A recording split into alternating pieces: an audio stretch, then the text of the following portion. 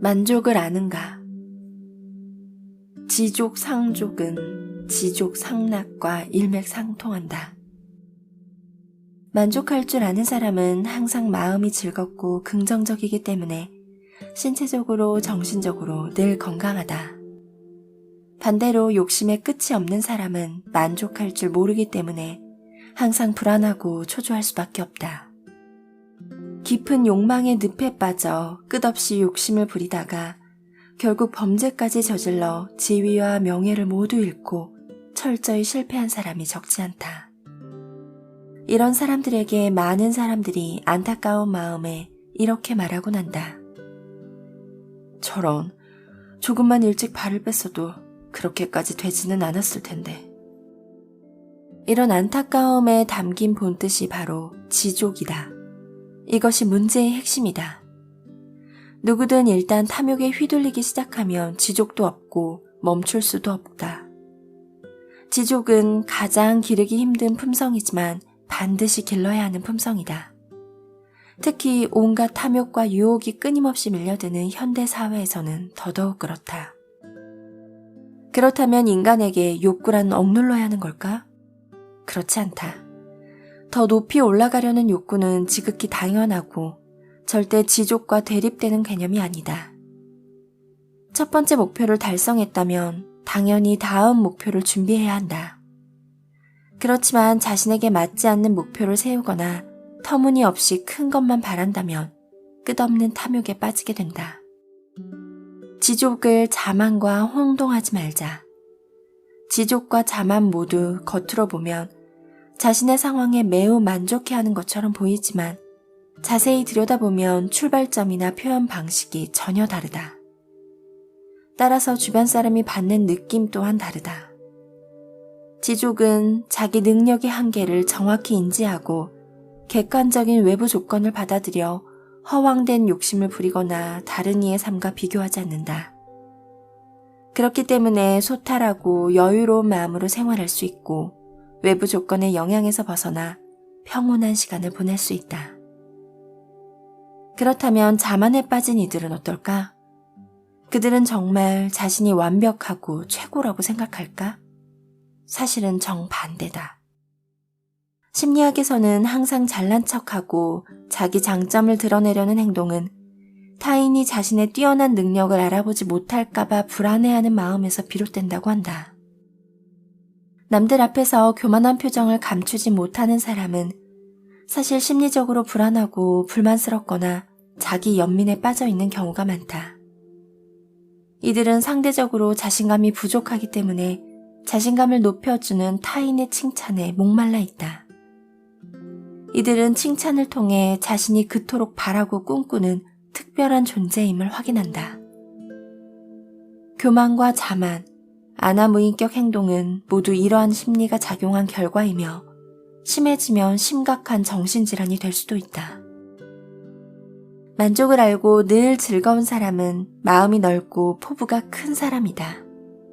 이들은 치열한 경쟁 사회에 살고 있지만 다른 사람과 우열을 다투지 않고 타인을 미워하거나 질투하지 않고 절대 남을 다치게 하지 않으면서 매우 긍정적인 태도로 살아간다.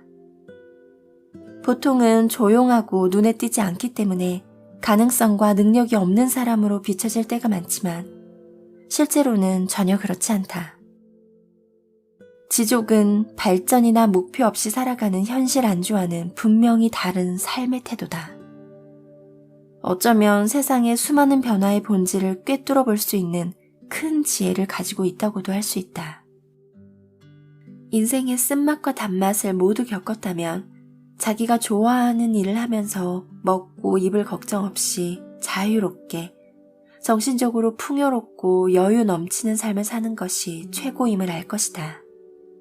이런 삶이라면 빈부귀천을 떠나 모두가 마음의 평화를 얻을 수 있다. 장자가 말한 지리소 이야기도 같은 맥락이다. 옛날 초나라에 지리소라는 사람이 살았는데 너무 못생긴 탓에 조물주의 걸작 혹은 조물주의 장난이라고도 불렸다. 수세미처럼 긴 목 위에 조롱박처럼 생긴 머리가 붙어 있고 턱이 배꼽에 닿았고 양쪽 어깨는 정수리보다 높이 솟아 있었다. 헝클어진 뒷머리엔 늘 까치집이 져있고 옆구리가 허벅지에 닿을 만큼 곱사등이 심했다. 하지만 지리소는 자신이 하늘의 각별한 사랑을 받은 행운아라고 생각하며 감사했다.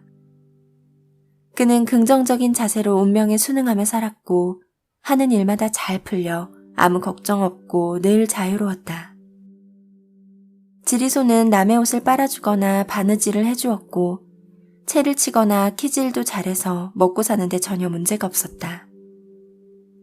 전쟁이 일어나 나라에서 강제 징집령을 내리면 젊은 장정들은 하나같이 벌벌 떨며 산속으로 숨어버리기 바빴지만 지리소는 오히려 최대한 어깨를 펴고 고개를 꼿꼿이 든 채 거리를 활보했다. 이런 곱추를 누가 데려가겠어 라는 생각에 그의 표정은 더더욱 자신감에 찼다. 또 초나라 왕이 새로운 왕궁을 짓는다며 부역을 실시하자 온 나라의 남자들은 공황에 빠졌지만 몸이 성치 못한 지리소는 전혀 걱정할 필요가 없었다. 그뿐이 아니었다. 해마다 설이 되면 나라에서 빈민을 구휼했는데 지리소는 언제나 쌀 3말과 땔감 10묶음을 가뿐히 얻었으니 평생 먹고 입을 걱정을 해본 적이 없다. 지족은 마음을 안정적이고 평온하게 해주며 세상사에 달관할 수 있게 해준다. 반대로 만족을 모르면 혼란스러움 속에서 분투하게 되고 더 적극적으로 경쟁에 뛰어든다. 만족을 아는 사람의 삶은 늘 미소로 가득하다. 만족을 아는 사람에게는 세상에 해결하지 못할 문제가 없고 뛰어넘지 못할 강이 없다. 이들은 혼자이므로 자신에게 가장 알맞은 조건과 방법을 찾아내기 때문에 스스로 무덤을 파거나 자학하지 않는다. 지족의 미덕은 하지 말아야 할 행동이 무엇인지를 알아 행하지 않는 것이다. 행하지 말아야 함을 알매도 행하거나 내키지 않는 것을 억지로 한다면 그 삶은 결국 헛수고다. 또 해야 할 것을 알면서도 행하지 않는다면 나태한 타락자다. 우리에게는 만족을 아는 것과 모르는 것 모두 필요하다. 하지만 만족을 아는 것이 조금 더 중요하다. 그래야 너무 갖고 싶어 안달나는 일이 없고 생각이 복잡하지 않아 항상 마음 편하게 살 수 있다. 만족을 알면 모든 것이 합리적이고 정상적이고 투명해지기 때문에 모든 욕망과 바람이 현실과 맞아떨어진다. 옛날 중국에 부지족가라는 민요가 유행했다. 이 민요는 만족을 모르면 이 세상은 산지옥이나 다름없으니 100년을 살아도 전혀 즐겁지 않고 매일 온갖 근심과 걱정이 끊이지 않는다는 메시지를 담고 있다. 현대에도 통하는 메시지다. 남과 비교하지 말고 내 주관을 확고히 세우면 다른 사람을 대할 때 이것저것 궁리하고 따질 필요가 없다. 만족을 알면 진실한 행복을 얻게 될 것이다.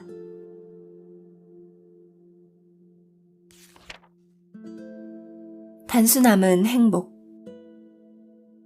한나라의 대표적인 도덕경 주역본의 저자인 하상공은 시성인 것임 거사거태에서 심은 탐욕스런 소리, 사는 화려한 옷과 음식, 태는 높은 누각이라고 풀이했다. 이는 모두 탐욕에서 비롯된 과한 상태를 말한다. 사람은 탐욕스러울수록 사치스럽고 욕심은 끝이 없다. 반대로 사치가 도를 넘어도 탐욕스러워진다. 그래서 노자는 지나치게 분에 넘치는 것은 사람의 심신을 지치게 하므로 반드시 멀리하고 단순하고 소박한 삶을 살아야 자유롭고 행복할 수 있다고 말했다. 우리는 모두 단순 명료하고 즐거운 삶이 최고의 삶이라 생각하지만 우리의 현실은 대부분 이와 정반대다. 온갖 스트레스로 숨조차 쉬기 힘들고 현기증이 날 지경이다. 우리의 삶은 돈과 집, 자동차 따위를 갖기 위한 열망과 그 열망으로 인한 피로와 고통으로 멍들어 있다. 그래도 이것은 그나마 나은 상황이다. 우리 주변에는 상상할 수조차 없을 만큼 절망적인 상태에서 살아가는 사람들도 많다. 산업화 수준이 높은 사회일수록 상황은 더욱 심각하다. 한 조사 결과를 보면 미국의 부부가 대화와 감정을 나누는 시간이 하루 평균 12분이고 부모로서 아이와 함께하는 시간은 일주일에 고작 40분이었다. 또 조사 대상자의 절반 이상이 장기 수면 부족 상태라고 답했다. 문제는 이러한 시간의 위기가 곧 감정의 위기로 이어진다는 점이다. 현대인은 매일 정신없이 바쁘게 일하느라 늘 피곤하다. 일 말고는 다른 일에 신경 쓸 시간도 없다. 가족과 친구들도 돌아보지 못한다. 이렇게 살아가는 우리는 하루도 자유로울 수 없다. 과연 우리의 삶의 질이 좋다고 할 수 있을까? 오히려 물질의 풍요로움이 우리의 삶을 옭아매고 있다. 컴퓨터, 전화기, 팩스, 이메일은 회사 업무에 꼭 필요한 도구지만 하루 종일 쏟아지는 수많은 정보 때문에 정보 피로 증후군을 앓는 사람이 생겼다. 특히 정보산업 종사자는 매일 많은 정보를 처리해야 하기 때문에 정신적인 스트레스가 매우 심각하다. 이러한 정보 피로 증후군은 만성 불면증을 유발하기 때문에 신체 건강에도 큰 문제를 일으킬 수 있다. 또한 문명의 발달과 더불어 증가한 각종 소음과 환경오염 등도 커다란 사회 문제가 되고 있다. 이미 문명 사회에 익숙해진 도시인들은 무질서와 소음이 난무하는 복잡한 도시에서 특별한 문제의식 없이 살아간다. 이대로는 아마 생을 마감하는 순간이 되어도 자신의 삶이 얼마나 불행했는지 모를 것이다. 행복은 소박하고 단순한 삶에서 시작된다. 그렇다면 소박하고 단순한 삶이란 무엇인가? 고행하는 스님처럼 아무것도 없이 고생스럽게 살거나 고액 연봉을 마다하고 적은 돈으로 힘들게 사는 것일까? 이렇게 모든 욕망을 억제하고 마음을 비워야 하는 것일까? 이렇게 생각한다면 큰 오산이다. 소박하고 단순한 삶이란 여유롭게 자유를 즐길 수 있는 삶이지 억지로 고생하는 삶이 아니다. 통장에 잔고가 든든하게 있어야 행복하다면 그것을 포기할 이유는 없다. 대신 수입과 지출이 균형을 잃지 않도록 잘 관리해서 돈 때문에 근심 걱정하는 일이 없도록 하면 된다. 유행을 따라가는 것도 좋다. 과도한 지출을 피하면 된다. 경제적으로 여유가 된다면 별장을 사도 좋을 것이다. 단순히 과시하기 위해 산다거나 분에 넘치게 호화롭게 꾸미지 않으면 된다. 친구가 많은 것도 좋을 것이다. 명함 모으는 것이 취미만 아니라면 말이다.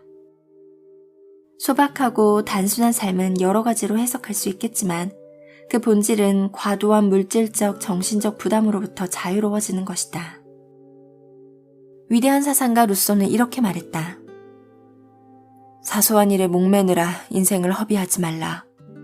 가능한 단순해져야 가장 행복하다. 모두들 새해맞이 대청소를 해봤을 것이다. 이때 많은 사람들이 내가 지난 1년 동안 쌓아둔 물건이 이렇게 많았나? 하며 놀란다고 한다. 그리고 자연스럽게 이런 생각도 한다고 한다. 필요 없는 물건이 이렇게 많았나? 진작 좀 정리했으면 오늘 이렇게 허리가 끊어지도록 힘들지 않을 텐데. 대청소에 대한 경험은 우리에게 소중한 교훈을 준다. 그때그때 불필요한 물건을 정리해 두어야 나중에 무거운 짐을 피할 수 있다. 지금 당장 이렇게 자문해보라. 내 주변에 있는 모든 것들이 정말 꼭 필요한 것들일까? 매일 바쁘고 피곤하다는 이유로 내 몸과 마음을 정리정돈하는 것을 잊고 있지는 않은가?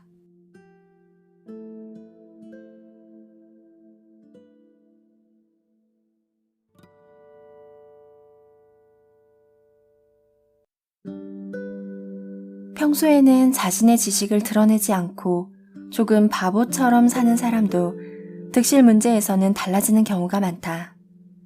조금이라도 내가 손해본다는 느낌이 들면 불공평하다는 생각이 쌓이고 앞으로는 절대 손해보지 않겠다며 이해득실을 계산하기 시작한다. 이렇게 이해득실을 계산하고 작은 것 하나하나까지 따지고 들면 친구와 동료 사이에 문제와 다툼이 끊이지 않기 때문에 처음 생각만큼 얻을 것도 없다. 오히려 잃는 것이 훨씬 크다. 삶의 모든 순간에는 득과 실이 있는 법이다. 그래서 중국에는 깨어있는 동안 득과 실이 있고 자는 동안에도 득과 실이 있다라는 옛말이 있다. 중요한 것은 인생의 득실을 바라보는 우리의 태도다. 얻었을 때 소중한 줄 알고 잃어버렸을 때 크게 연연하지 않으면 된다. 달은 완전히 둥글지 않아도 언제나 맑고 밝게 세상을 비춘다. 인생에는 늘 아쉬움이 남지만 그렇기 때문에 희망이 있고 아름답다. 인생을 살다 보면 잃는 것도 많고 얻는 것도 많다. 이렇게 생각해야 항상 편안한 마음을 유지할 수 있다. 큰 것을 얻는 와중에 작은 것을 잃을 때도 많다. 큰 것을 얻고 아주 미미한 것을 잃었을 뿐이지만 사람들은 갖지 못한 작은 것을 아쉬워하고 이미 가지고 있는 것은 보지 못한다. 그러나 득과 실은 따로 떼어 생각할 수 없다. 어둠 중에 이름이 있고 이름 중에 어둠이 있기 때문이다. 공자가어에 이런 이야기가 있다. 초나라 왕이 사냥을 나갔다가 활을 잃어버렸다. 신하들이 활을 찾으려 하자 초나라 왕은 찾을 필요 없다. 내가 잃어버린 활을 나의 백성이 주었을 것이니 어떻든 결국 초나라 사람이 가지고 있는 게 아니냐. 그러니 굳이 찾을 필요 없다. 고 말했다. 후에 이 말을 전해 들은 공자는 매우 아쉬워했다. 안타깝구나. 초나라 왕은 어찌 그리 속이 좁은가? 왜 사람이 잃어버린 활을 사람이 주었으니 됐다고 말하지 않고 초나라 사람에 그리 연연하는가?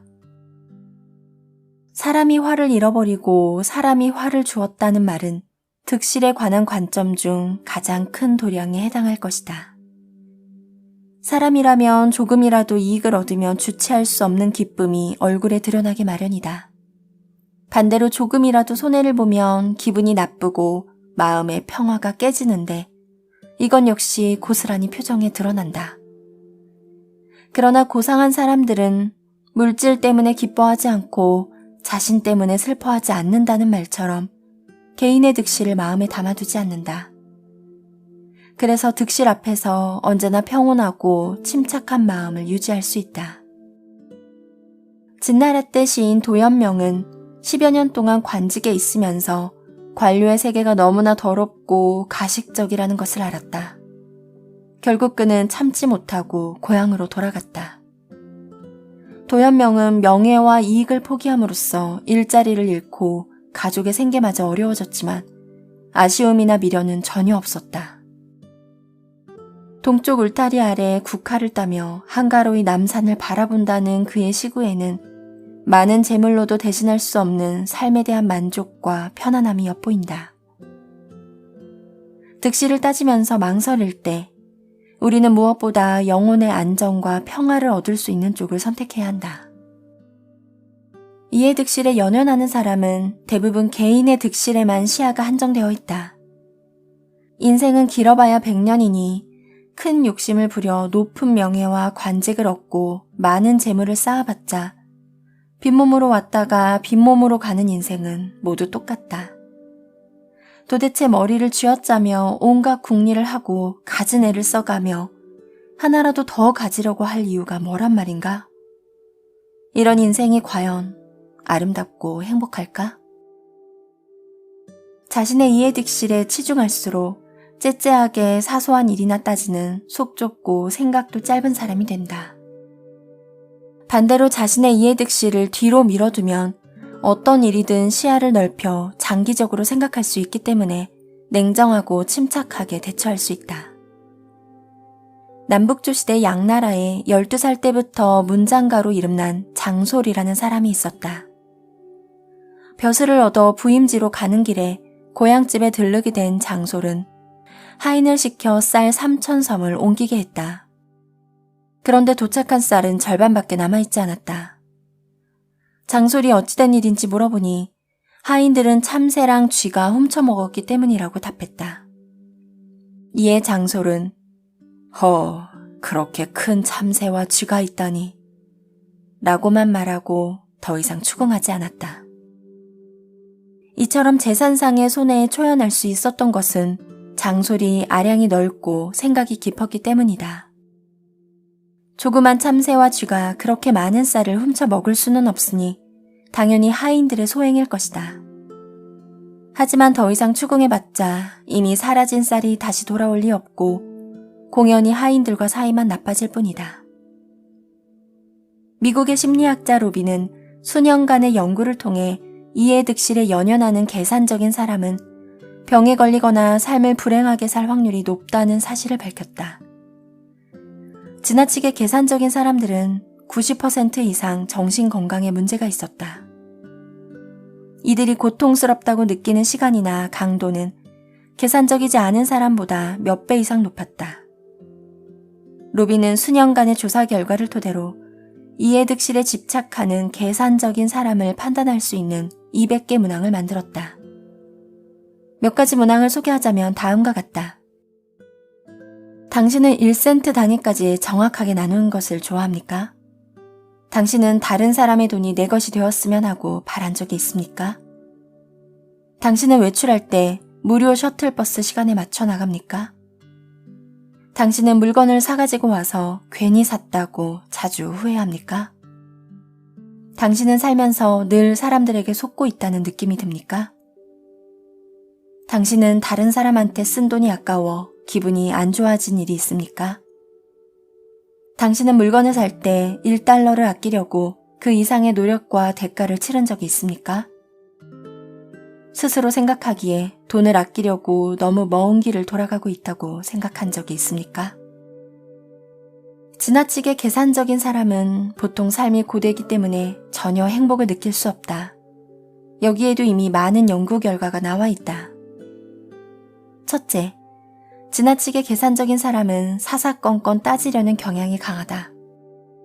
겉으로는 대범한 척하지만 오랫동안 마음속에 담아두기 때문에 늘 마음이 편치 못하다. 이해득실을 따지기 시작하면 일단 마음이 복잡해지고 그 일에 집착하고 얽매인다. 이런 일이 반복되어 늘 평정심을 잃고 사는 사람은 대부분 심각한 불안장애에 시달린다. 항상 불안한 상태에 있는 사람은 행복은 고사하고 이루 말할 수 없는 고통에 빠질 수밖에 없다. 둘째, 지나치게 계산적인 사람은 삶 속에서 마음의 평화와 만족을 얻을 수 없기 때문에 세상에 대한 불만과 분노가 쌓이기 쉽다. 그래서 자주 다른 사람과 다투고 오해가 쌓여 점점 더 공격적으로 변해간다. 셋째, 지나치게 계산적인 사람은 온종일 크고 작은 일에 매여 있기 때문에 늘 가슴이 답답하다. 문제는 이런 일이 반복되면 습관이 된다는 사실이다. 특별한 한두 가지 일만이 아니라 모든 일을 다 따지고 든다면 정말 큰일이 아닐 수 없다. 이런 행동은 정신적인 부담과 스트레스를 가중시키기 때문에 당연히 하루도 마음 편할 날이 없다. 넷째, 지나치게 계산적인 사람은 대부분 욕망이 강하다. 뭐든 갖고 싶은 마음이 강하면 끊임없이 생각하게 되니 마음 편히 살기는 힘들 것이다. 게다가 이들은 항상 눈앞의 이익에만 집착하기 때문에 시야가 좁다. 가끔 욕망이 너무 지나쳐 문제를 일으켜 곤란한 지경에 빠지기도 한다. 다섯째, 지나치게 계산적인 사람은 대부분 침울한 표정을 하고 있다. 늘 풀리지 않는 문제로 고민하고 또 새로운 문제가 눈에 들어온다. 이것저것 걱정이 끊이지 않으니 늘 우울할 수밖에 없다. 로빈의 연구 내용을 보면 이외에도 주목할 만한 사실이 많이 있다. 지나치게 계산적인 사람은 보통 사람들보다 심장 박동이 빠르기 때문에 숙면을 취하지 못하고 불면증에 시달리는 경우가 많다. 또 소화기 계통에 문제가 생기거나 기혈의 균형이 깨져 면역력이 약해지기 때문에 정신질환이나 피부질환이 생기기 쉽다. 의심하는 버릇이 있어 타인은 물론 사회 전체를 적으로 생각한다. 이것은 정말 큰 불행이다. 로빈의 연구에서 가장 재미있는 사실은 로빈 자신이 지나치게 계산적인 사람이었다는 것이다. 로빈은 어느 가게에서 양말을 가장 싸게 파는지, 자기가 알고 있는 가게보다 1센트라도 싸게 파는 가게가 있는지 항상 신경을 곤두세우고 있었다. 그는 반경 30m 이내의 식당 중 냅킨을 가장 많이 주는 식당, 노선이 중복되는 버스 중 몇 번 버스가 5센트 더 싼지, 무슨 요일 어느 시간대의 영화표가 가장 저렴한지까지 파악하고 있었다. 이렇게 살던 로빈은 결국 병을 얻었다. 30살이 되기도 전에 병원 문턱이 닳도록 드나들었다. 이때까지도 그는 어느 병원이 치료비와 약값이 가장 싼지 따져봤다. 당연히 그의 삶은 전혀 행복하지 않았고 하루도 마음 편할 날이 없었다. 그렇게 32살이 된 로빈은 지나치게 계산적인 사람에 대해 연구를 시작했고 자신을 포함해 수백 명 이상의 지나치게 계산적인 사람을 만나보았다. 로빈의 연구 결과는 지나치게 계산적인 습관을 버리고 심신을 자유롭게 함으로써 행복을 찾는 방법을 알려준다.